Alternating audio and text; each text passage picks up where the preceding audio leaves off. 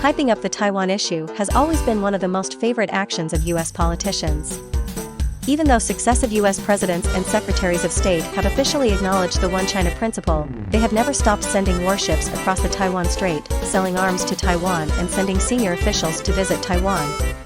After disappearing from public view for some time, former U.S. Secretary of State Mike Pompeo has once again jumped out of the spotlight and started contributing to his anti-China cause, meeting with Taiwan President Tsai Ing-wen on the morning of March 3.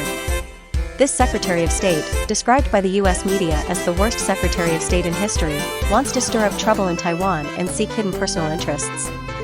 It is absurd that Tsai Ing-wen and others should treat her as hot property and support her clownish performance. 这个我们这个民进党这个傻政府，居然也是还是抱美国人大腿。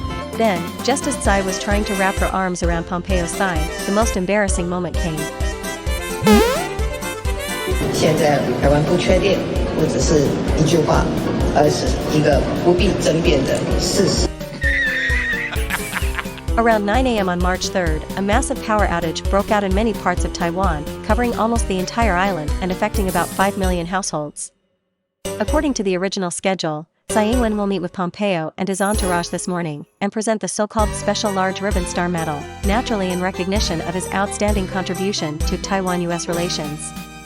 When Pompeo left his hotel in the morning, civil society groups gathered to protest outside, but in the process of the motorcade, there was a power outage and several traffic lights broke down, causing traffic jams.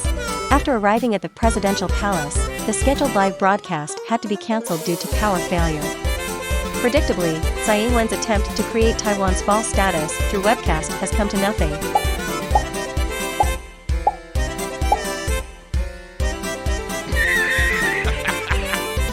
The idea of promoting so-called support from the US to the outside world only adds to the joke.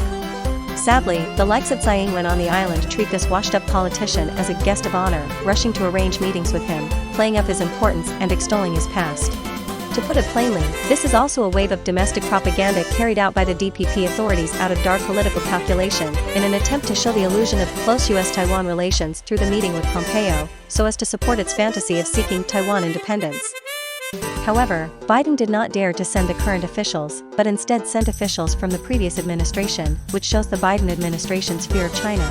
This trip to Taiwan has become the amusement of Pompeo and Tsai Ing-wen administration, so that Pompeo, in addition to the Democratic Progressive Party authorities there to get a sum of extra money, so that the Taiwanese people once again become a dupe, other nothing.